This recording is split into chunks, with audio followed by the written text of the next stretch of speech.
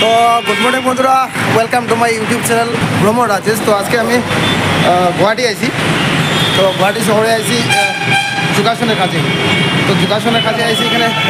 আজকের দিন এখানে থাকবো, আপনারা সবাই সঙ্গে থাকবো এবং পুরো ভিডিওটা দেখবা কীরকম লাগে অবশ্যই আমার কমেন্টের মাধ্যমে জানাইবা। এবং যদি আমার নতুন ভিউয়ার হয়ে তখন কমসে কম আমার চ্যানেলটারে সাবস্ক্রাইব করবা। তো সবাই সবাইকে দেখাবো। এবং আজকে একটা যোগাসনের এখানে মিটিং আছে, এখানে একটা ইলেকশন আছে। তো ইলেকশনের আমিও নমিনেট করছি, নমিনেশন জমা দিয়েছি। তো বরাকবেলি থেকে সঞ্জীব দাস এবং জয়দেব শিকিদার এবং আমি রাজেশ দাস, আমরা তিনজনে এখানে নমিনেশন জমা দিয়েছিলাম। তো আজকে এখানে ইলেকশন।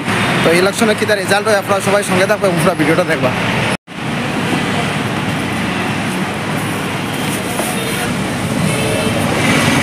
সম্রাট চলো। তো দেখনা এখানে গুয়াহাটি শহরের সাইডে সাইডে আমরা হাঁটি, আর আমি সঞ্জীব আর সম্রাট। তো ফ্রুট ভেজিটেবল সব নিয়ে মানুষ রাস্তার কিনারে কিনারে সব তাজা তাজা সবজি।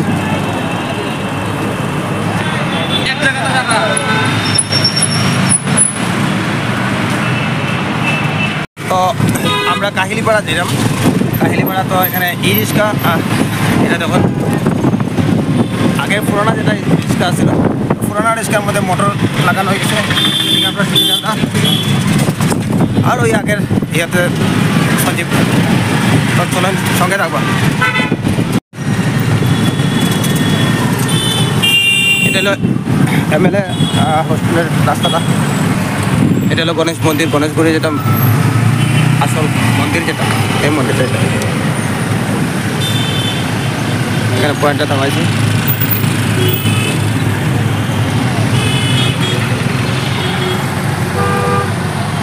হইলো আমরা সঞ্জীব দাস যার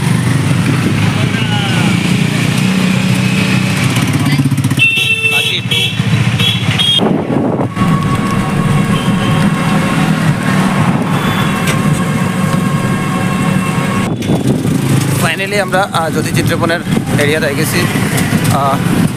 সামনে দেখা খুব সুন্দর একটা গেট।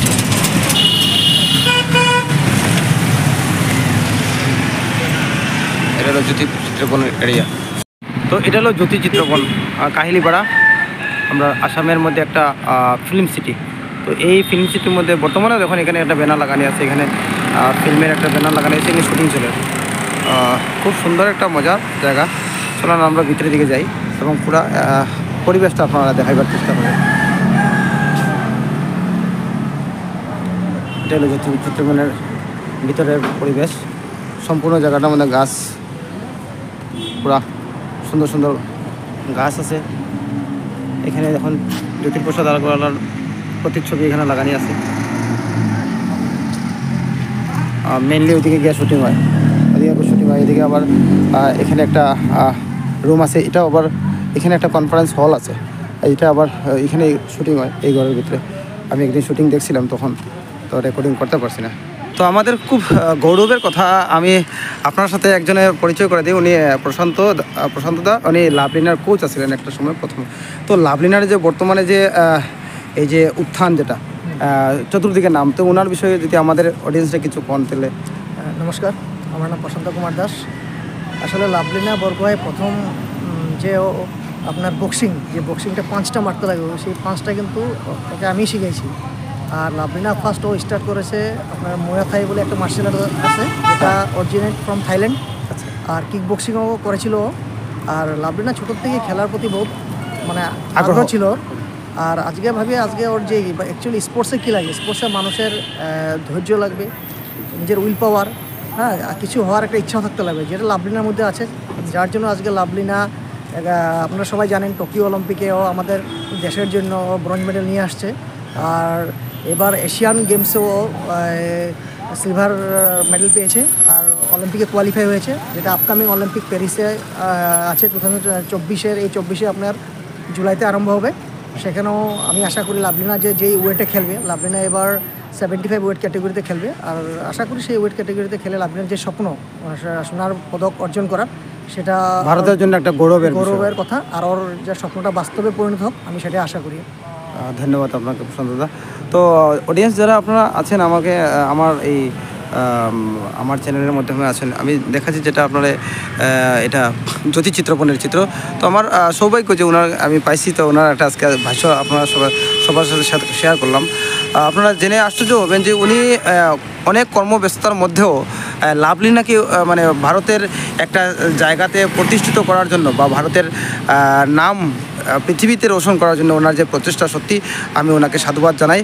কারণ ওনার এত ব্যস্ততার মধ্যেও উনি যেভাবে ওনাকে লাভলিনা বড়ুগাইকে যেভাবে প্রশিক্ষণ দিয়েছেন, অসংখ্য অসংখ্য ধন্যবাদ আপনাকে প্রশান্তদা। তো বন্ধুরা, ইলেকশন শেষ, আমরা যোগাসনের ইলেকশন শেষ হয়ে গেছে এবং আসামের অল আসাম যোগাসন স্পোর্টস অ্যাসোসিয়েশনের যেটা এক্সিকিউটিভ কমিটি, এটাও বনে গেছে।